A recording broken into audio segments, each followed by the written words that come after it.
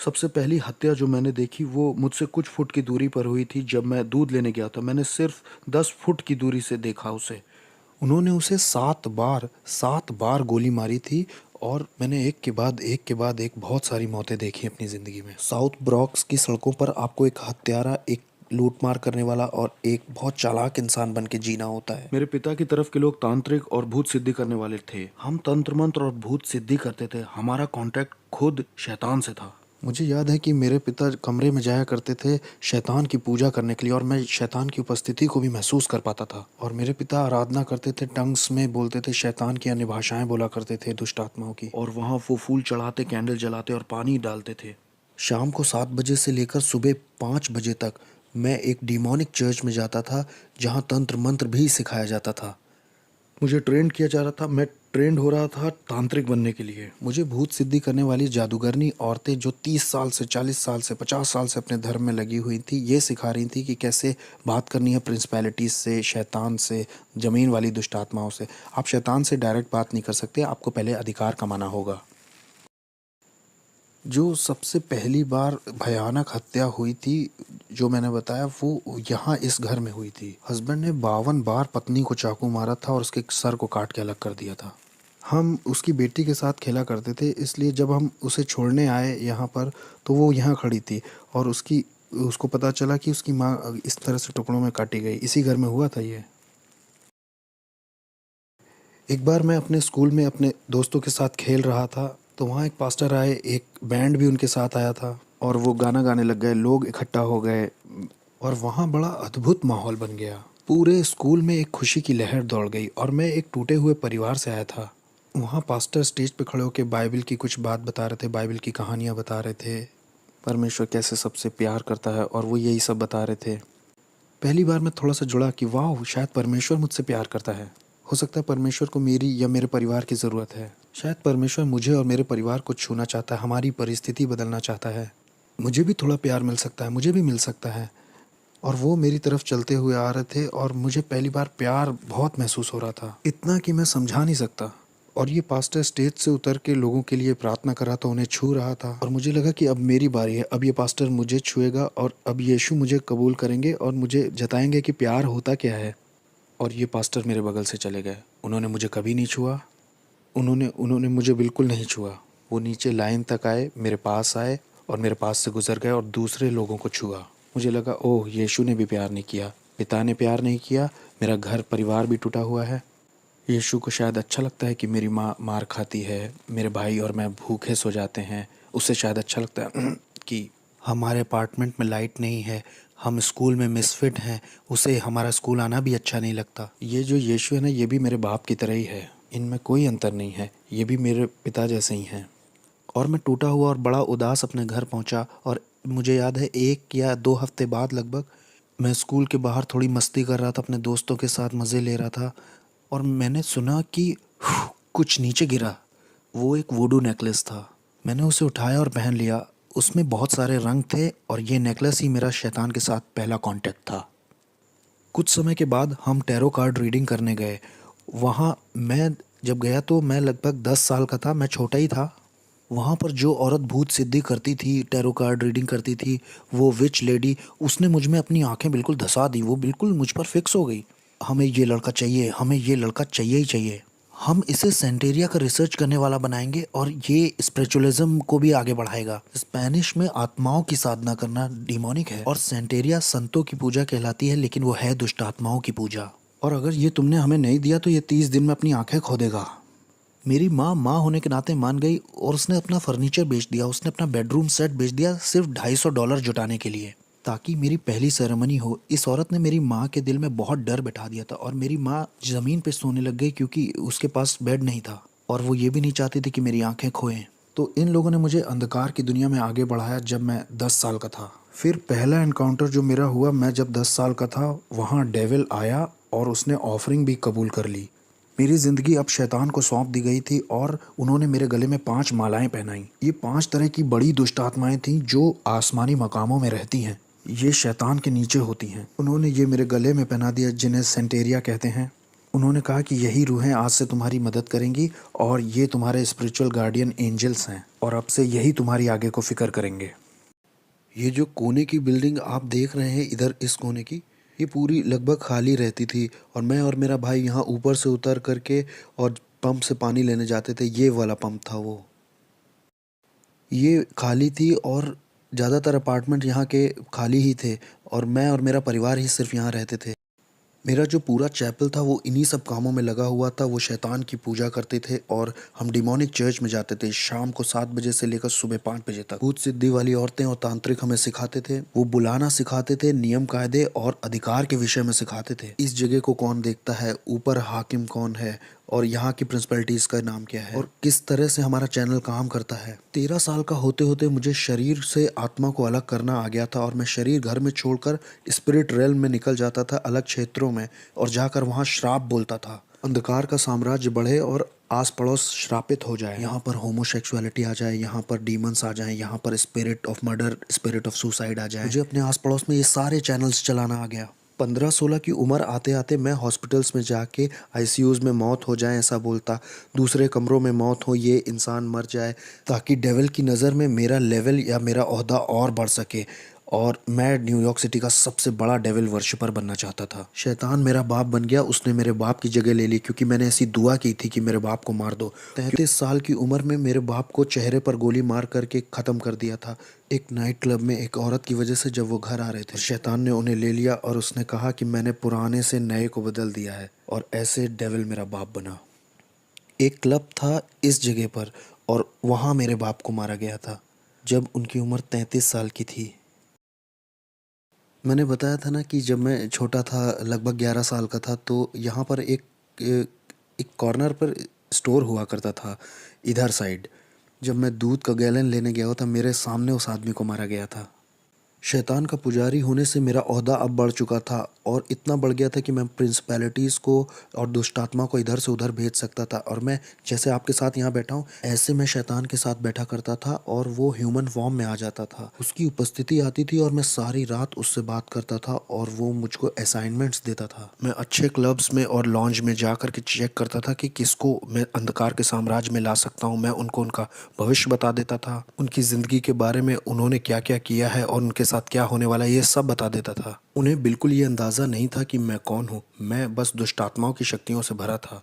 मैं खून भी चखा करता था। हर हफ्ते मैं जानवर को काट कर उसका खून पीता था और कभी समय नहीं हुआ या पैसे नहीं हुए तो खुद का हाथ काट करके खुद का खून पी लेता था। हमारे ग्रुप में और जिन लोगों के साथ मैं था वो सब डीमन से जुड़े हुए थे। उनमें डॉक्टर्स थे, लॉयर्स थे, उसमें प्रिंसिपल्स और जजेस और पुलिस ऑफिसर्स भी शामिल थे जो जादू टोने में लगे हुए थे। सिंगर्स जो आज की डेट में बहुत मशहूर हैं वो भी थे। मैं एक हवा के हाकिम को दूसरी जगह भेज सकता था, नीचे ज़मीन की दुष्ट आत्माओं को दूसरी जगह भेज सकता था ताकि उस जगह की चर्च बंद हो जाए, चर्च की ग्रोथ बंद हो जाए और लोगों के सेव होने के सारे मौके छिन जाएं। कभी कभी मैं शराब में धुत होकर के दुष्ट आत्माओं से इतना भर जाता था कि सड़क के बीच में खड़ा होकर के परमेश्वर से कहता था, सुन तुमसे भी थोड़ा उलझना चाहता हूँ, आओ थप्पड़ मारूं या थूक दूं तुम्हारे मुंह पर, आओ भिड़ के दिखाओ नीचे। मेरी शादी भी हॉलोइन पे हुई थी। शादी भी डिमोनिक थी जो मैंने हॉलोइन पे की थी। दूसरी दूसरी प्रिंसिपैलिटीज़ के डीमंस आए थे मेरी शादी में। कोई इंसानी जात मेरी शादी में नहीं आई थी। वो सब मेरी शादी में आने से डर रहे थे। मेरी शादी बड़ी अजीब थी। मैंने लोगों को इनविटेशंस भेजे, कोई दिखाई ही नहीं दिया तो कोई वेडिंग गिफ्ट नहीं। लेकिन हाँ, दुष्ट आत्माएं आई थी मेरी शादी में और उन्होंने ही बैप्टिज्म दिया। तो मेरी पत्नी और मैं, हम दोनों ही तंत्र मंत्र करते थे और हम अपनी बेटी को भी वही बनाना चाहते थे। मुझे याद है पहली बार जब मुझे इंसान की कुर्बानी करनी थी तो डेविल मेरे साथ कार में अंदर बैठा हुआ था। उसने कहा, मुझसे प्यार करते हो? मैंने कहा, ऑफ कोर्स डैडी। उसने मुझसे कहा कि छत के ऊपर एक आदमी है, वो तुम्हें नुकसान पहुंचाने आया है, तुम्हारा पैसा चुराने आया है, तुम उसे मेरे लिए मार दो अगर प्यार करते हो तो मैं छत की ओर ऊपर जाने लगा। मुझे याद है मैं 12वें माले में रहता था और जब मैं छत के ऊपर पहुंचा तो वो छत के पीछे वाले हिस्से सीढ़ियों पर छुपा हुआ था और ये आदमी 6 फुट 5 इंच का, वो लगभग 250 पाउंड का होगा। मैं डीमन पजेस्ड हो गया था और मेरे अंदर दुष्टात्मा गई, मैंने महसूस किया और अब मैं नहीं रह गया था। मैं उसे पकड़कर अपने अपार्टमेंट में ला के उसे चाकू मारना चाह रहा था क्योंकि मेरे पास एक कार्डोन पॉट था जो लगभग 100 पाउंड का होगा। उसमें 9 तरह के हथियार लगे थे जो 9 अलग तरह से इस्तेमाल किया जाता था और जैसे ही मैं उसे पकड़ने चला और उसे अपार्टमेंट में खींचने वो बस मेरे हाथ से फिसल गया और गायब हो गया। वो नीचे स्टोरवे के पास कूद गया। वो ऐसा जैसे ओलंपिक के एथलीट कूदते हैं, करके कूद गया। वो कूदा और गायब ही हो गया। मैं उसे पकड़ नहीं पाया तो मैं बहुत निराश हो गया। मैं अपनी पहली इंसानी कुर्बानी नहीं कर पाया। लोगों ने इसके ऊपर देखो कुछ लिख दिया है, लेकिन यहाँ पर एक डीमन है। ध्यान से देखो,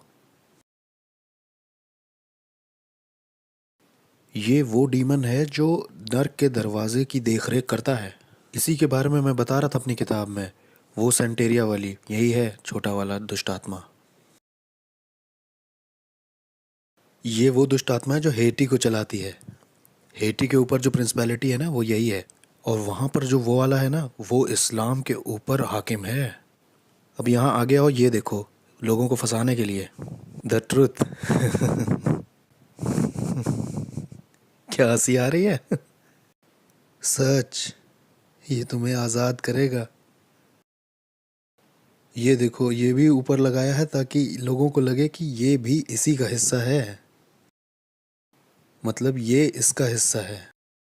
ये जगह कौन सी है?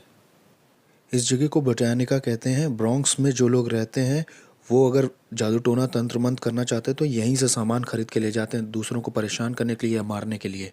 आओ, हम अंदर चल सकते हैं। अगर मैंने कह दिया आप 30 दिन में मरने वाले हो तो 30 दिन में तुम मर जाओगे, तैयारी कर लो।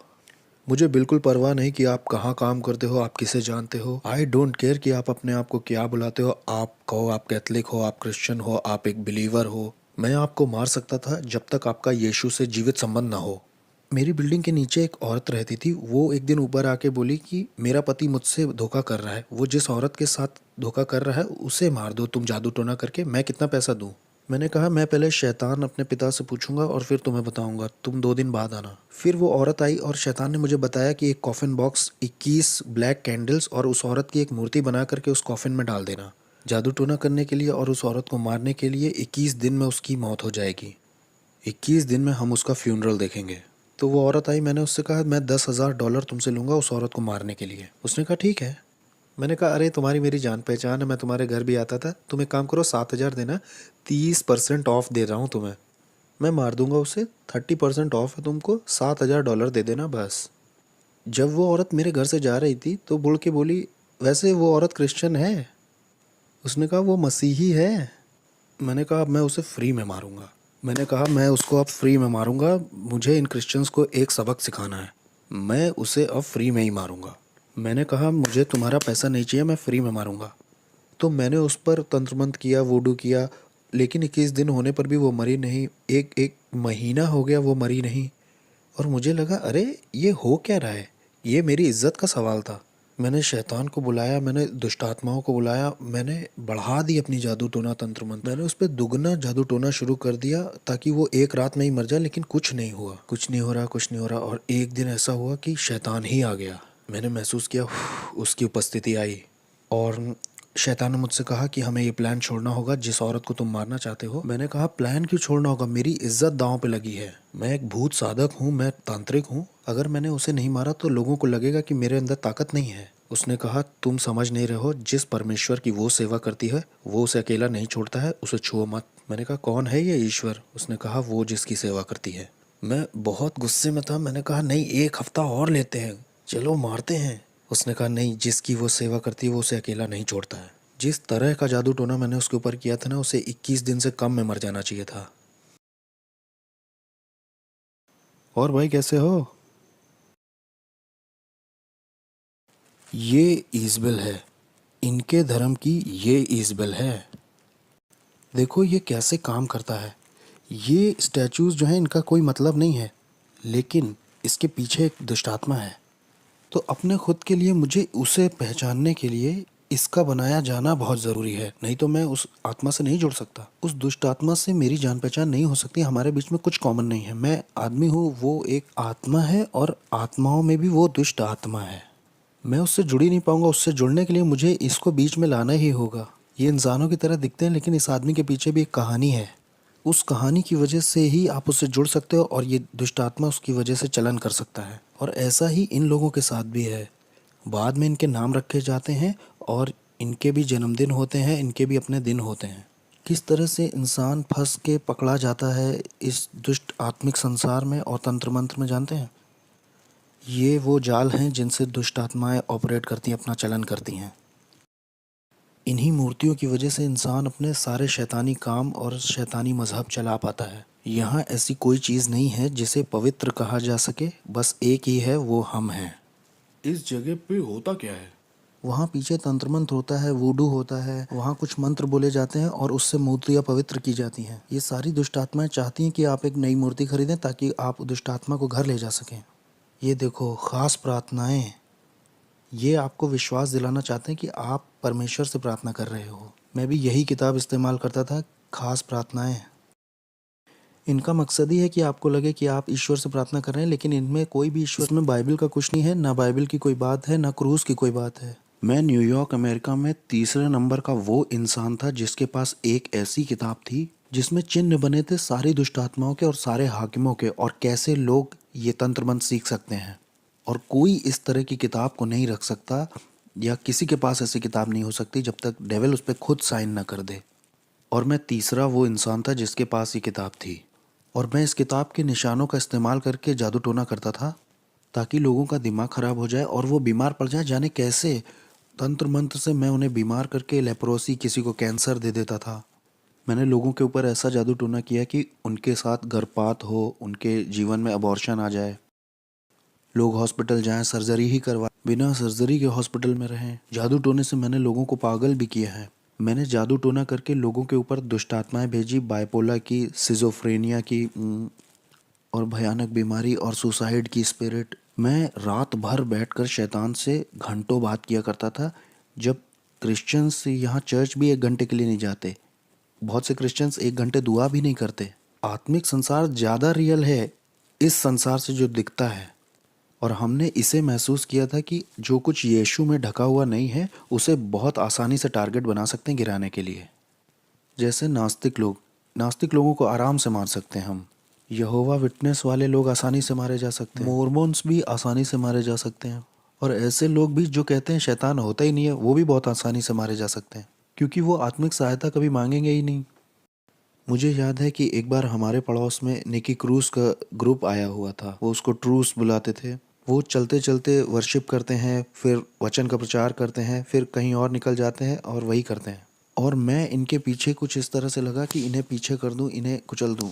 और ये जवान बच्चे थे, कोई 18, कोई 19, कोई 20, कोई 16 ऐसे थे। और मैंने कहा कि ये मेरे पड़ोस में कैसे ये गंदे गाने, ये कूड़ा मेरे बगल में बजा सकते हैं, जिसे आज हम आराधना कहते हैं। ये गंदे गाने थे मेरे लिए। अब मैं इनके पीछे पड़ के इन्हें बर्बाद कर दूंगा। जब मैं वहाँ ऊपर गया तो जहाँ मतलब वो लोग थे, वहाँ एक आँख की दीवार थी जिससे मैं उन्हें छू नहीं पा रहा था और ना उसके पार जा पा रहा था। किसी चीज़ ने मुझे रोका। जितनी बार भी मैंने आत्मिक शक्तियों को बोला जाओ तो वो नहीं जा पाई, वो रुकती रहीं, और मैं कभी भी उन बच्चों को छू नहीं पाया। मैंने कहा कुछ तो सही नहीं है, कुछ तो ऐसा है जो सही से नहीं हो रहा। फिर मैं वहाँ से निकल गया। मैंने कहा अब मैं इनके साथ नहीं लगूंगा, इन्हें अकेला छोड़ देता हूँ। ठीक है, ये पहला राउंड जीत गए।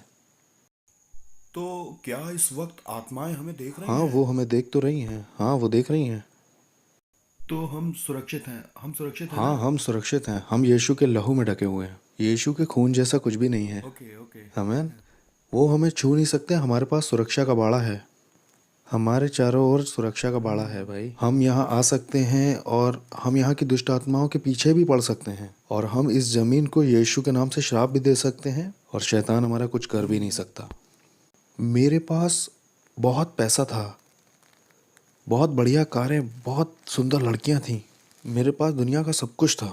मेरे पड़ोसी मुझसे डरे हुए थे, क्योंकि जो मैं था, वो कहते थे तुम इससे उलझोगे तो तुम्हारे घर के लोग मरेंगे, तुम इससे उलझे तो ये बंदूक नहीं चलाएगा, ये सोते में मार देगा सबको।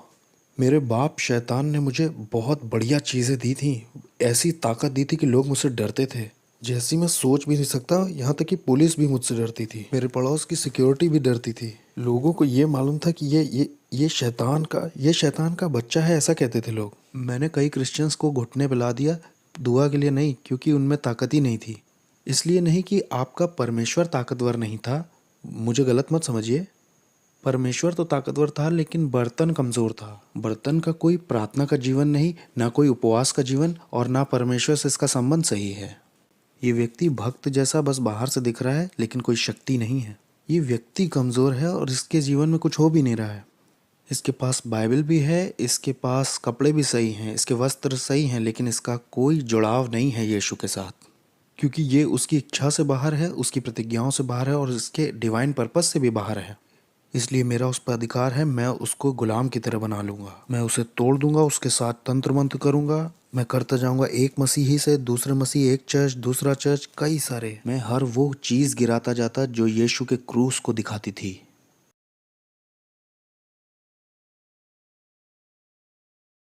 बहुत ही दुष्ट आत्माओं से भरी हुई जगह है। तो इस जगह का बहुत असर होगा ना आस पड़ोस पर। हाँ, और क्या। ये जो पूरा एरिया है ना, ये इसी की वजह से लॉक्ड है। ये शैतान का गढ़ है, हम शैतान के गढ़ में गए थे। इस गढ़ का पूरा बाजार नरक से था। सोचिए, ये जाते हैं $100-200 लेकर के ये सब खरीदने के लिए, और इससे उन्हीं का नुकसान होता है, इससे दूसरों का, गरीबों का भला हो सकता है। इससे उन्हें लगता है कि उनकी ज़िंदगी और अच्छी हो जाएगी, उनकी ज़िंदगी और बेहतर बन सकती है। इससे वो सोचते हैं कि उनकी उन्नति होगी, उनके शाप, उनकी पीढ़ियों के शाप टूटेंगे।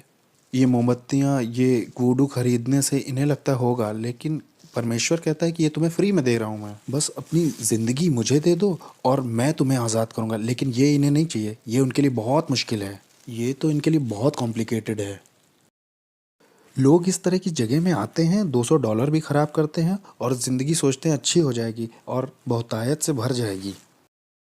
हेटी के ऊपर जो दुष्ट आत्मा है, उससे मेरा कांटेक्ट था, उसका नाम है कैंडेलो, उससे मेरा संपर्क था। और मियामी के दुष्ट आत्माओं से भी संपर्क था, अफ्रीका की दुष्ट आत्माओं से भी था, न्यूयॉर्क के ऊपर जो हवा के हाकिम हैं उनसे भी था, कुछ और भी थी जो दुनिया भर में जाना चाहती हैं। यहाँ पे एक सड़क है, वहाँ दूसरी दुष्ट आत्माएं हैं, हाकिम हैं। 42 नंबर की सड़क पर जो दुष्ट आत्मा है वो यहाँ आना चाहती थी। मैं ये कहूँगा कि मुझ में विवेक नहीं था। मैंने अपने भाई के ऊपर, सगे भाई के ऊपर जादू टोना तंत्र मंत्र करके उसे 5 साल की जेल करा दी। अपना खुद फ्लैश एंड ब्लड था, मेरा खुद का भाई, तंत्र मंत्र से 5 साल के लिए अंदर हो गया वो। मेरा एक और भाई था, एक बार वो मेरे घर आया था बड़े एटीट्यूड में, तो डीमन उसके ऊपर कूद गया है। वो मेरे घर से ऐसे भागा, उसका पेट दर्द बहुत बढ़ गया था। मेरी माँ भी इस बात की गवाही दे सकती है। मैंने अपने शरीर के साथ बहुत सारे रीति रिवाज किए थे, इतने सारे संस्कारों से गुजरा था मैं। लास्ट वाले में मैंने अपनी आत्मा शैतान को सौंप दी थी। एक सेरेमनी में मैंने गन पाउडर और जानवर का खून पिया था, जिसे सैंसी कहते हैं। सैंसी हेशे और फ्रेंच की सेरेमनी है। ये एक दुष्ट आत्मा के साथ का संस्कार है, जिससे मैं किसी के घर जाके कुछ खाता हूँ तो वो उसमें जादू टोना नहीं कर पाएंगे, कुछ इस तरह की। और जो आप जानते हैं वो सब मैंने किया था। मैं जिस दुष्ट आत्मा वाले चर्च में जाता था, वहाँ एक सीक्रेट मीटिंग होती थी हर साल। हर एक बड़ा जादू टोना, तंत्र मंत्र, वॉलॉक, विचेस उसमें आते थे। वहाँ ये फैसला लिया जाता था कौन सा हाकिम किस जगह के क्षेत्र पर राज्य करेगा। हम कलीसिया से ज़्यादा संगठित यानी ऑर्गेनाइज्ड थे। अंधेरे का जो साम्राज्य है वो यीशु मसीह की कलीसिया से ज़्यादा ऑर्गेनाइज्ड है। हमें पता था सेरेमनीज कैसे करनी है। अगले साल की तैयारी इस साल के ख़त्म होने से पहले ही हो जाती थी। यहाँ क्रिश्चियंस 1 घंटे के लिए प्रार्थना नहीं करना चाहते हैं। यहाँ क्रिश्चियंस का लगातार वाला रिश्ता नहीं है चर्च में परमेश्वर के साथ। मैंने 1 साल का रेस्ट भी लेना चाहा जा, और शैतान ने 1 साल के लिए मेरी आंखों की रोशनी ले ली। मैं 1 साल तक पूरी तरह से अंधा था, इसका सर्टिफिकेट भी है मेरे पास। मैं पूरी तरह से अंधा था। वो लोग मेरी यहाँ तक तैयारी करा रहे थे कि एक देखने वाला कुत्ता ले लो, और वो जो स्टिक लेके चलते हैं ना, आपने देखा होगा वो। मेरी माँ ने 1 साल मेरा ध्यान रखा।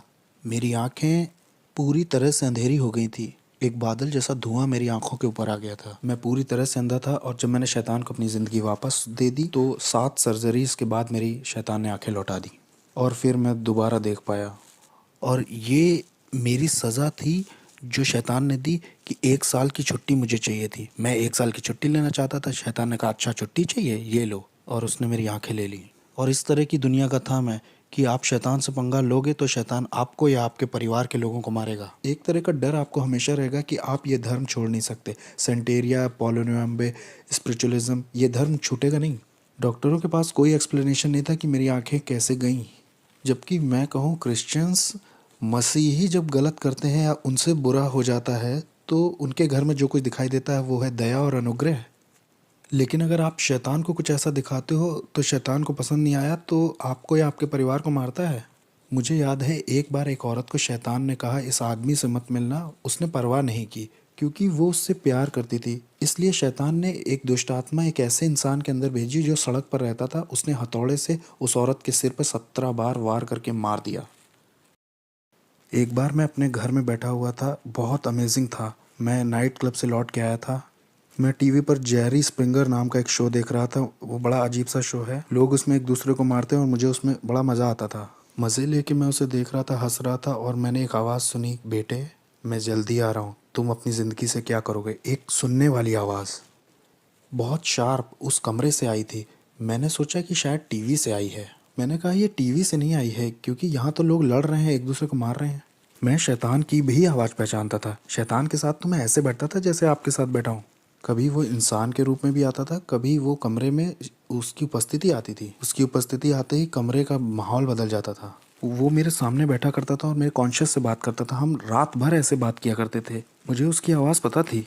ये मुझे ऐसे पता था जैसे आपको अपने हाथ पैर पता है। मुझे हर एक हाकिम के बारे में जो कनाडा पे या अमेरिका पे या कहीं का भी हाकिम हो पता था उसके बारे में।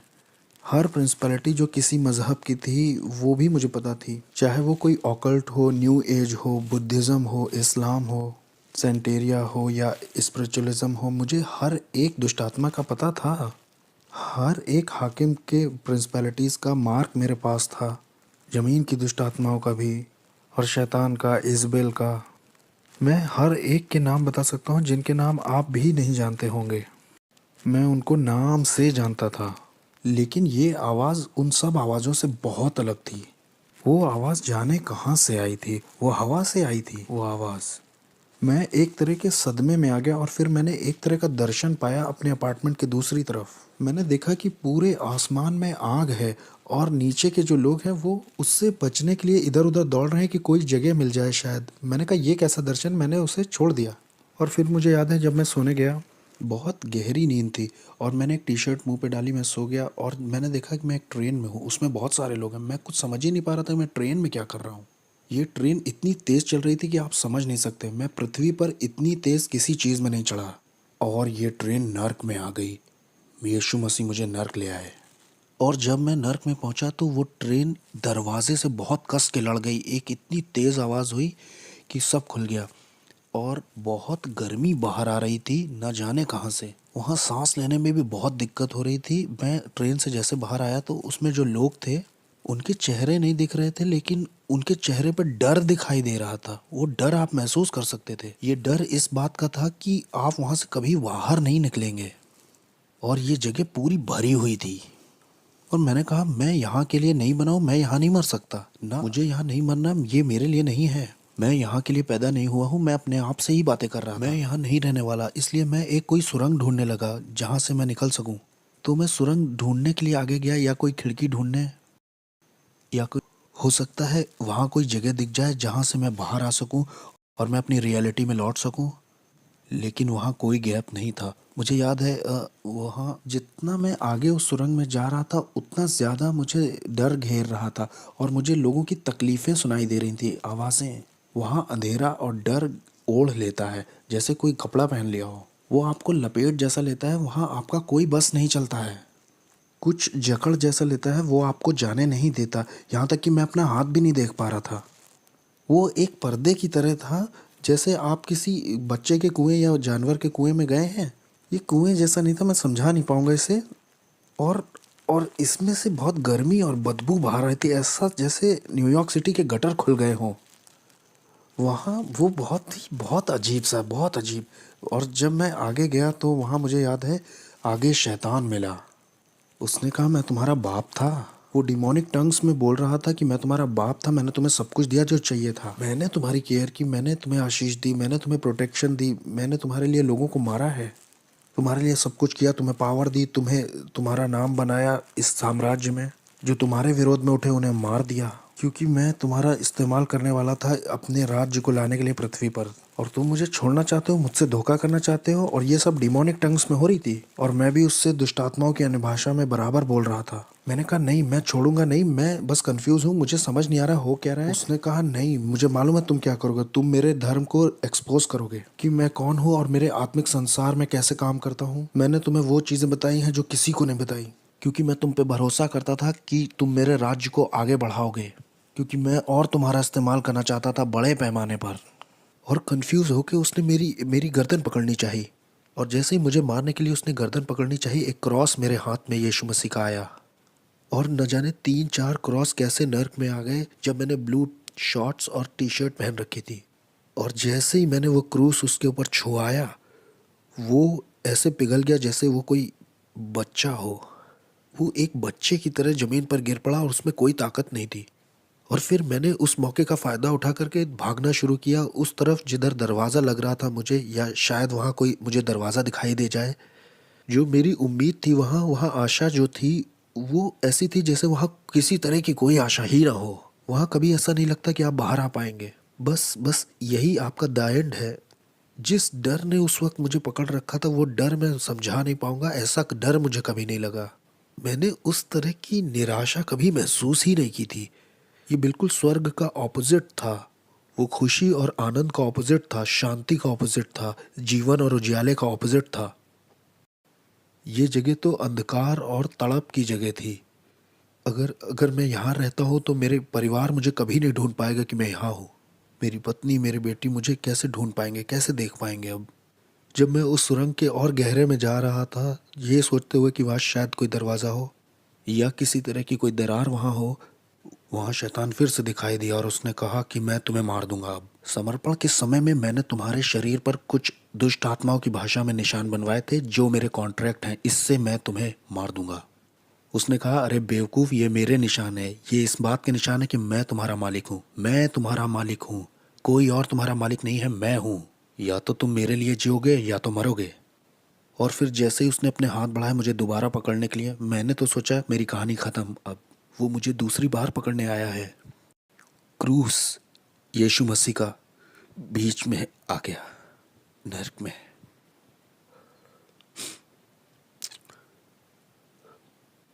कोई प्यार नहीं है क्रूस से बढ़ के, जो मेरे जैसे पापी के लिए आए नर्क में। दाऊद कहता है कि अगर मैं अपना बिछौना अधोलोक में भी बिछाऊं तो उसे पता है। अनुग्रह और सच्चाई नर्क में दिखाई दी। अनुग्रह और सच्चाई को मेरे बारे में पता था। अनुग्रह और सच्चाई की मेरी जिंदगी में एक योजना थी।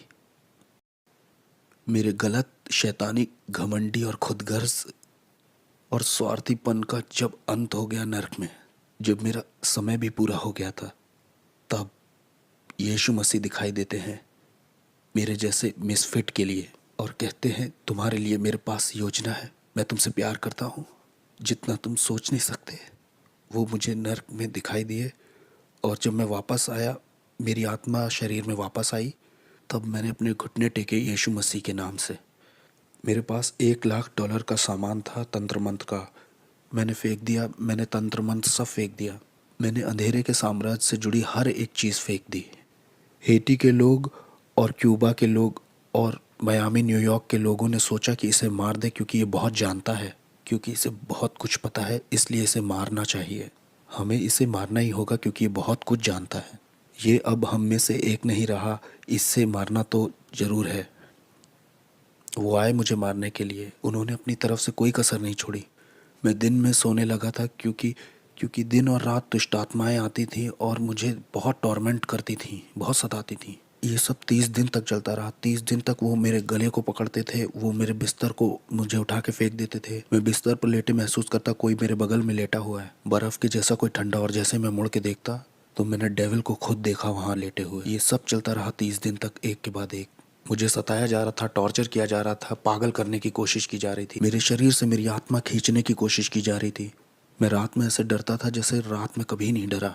30 दिन तक मैं चिल्लाता रहा और मुझे प्रार्थना करना भी नहीं आता था। सिर्फ बोलता था जीसस जीसस जीसस। प्रार्थना आती नहीं थी तो वो बहन तो इस तरह से चर्च में प्रार्थना करती, लो वो भाई ऐसे प्रार्थना करता है। मैं सारी दुआओं को मिला जुला के करता था ताकि मैं अपनी ज़िंदगी के लिए लड़ सकूं। और एक दिन ऐसा हुआ कि मैं चर्च में आराधना कर रहा था और मेरे दिमाग में सवाल चल रहे थे कि क्यों तूने मेरे साथ ये सब होने दिया प्रभु। और उस दिन मैंने ये आवाज़ सुनी कि मैं देखना चाहता था कि तुम मुझसे कितना प्यार करते हो। और उसने कहा, मैं देखना चाहता था तुम कितना भरोसा करते हो मुझ पे। और उस दिन के बाद से शैतान कभी आगे को मेरे पीछे नहीं पड़ा। मैं यीशु के लिए एक इवेंजलिस्ट बन गया। तब से लेकर आज तक 14 साल हो गए हैं प्रभु की सेवा करते करते, और मैं इस चीज़ को किसी भी चीज़ से सौदा नहीं करूँगा। और मुझे पता है हालेलुया नाम की सड़क पर जॉन रिमेरेस का एक बड़ा बंगला है। एक दिन वो कहेगा, तेरा स्वागत है विश्वास योग्य दास। जिसके कान हो वो सुन ले और जिसकी आंखें हो वो देख ले।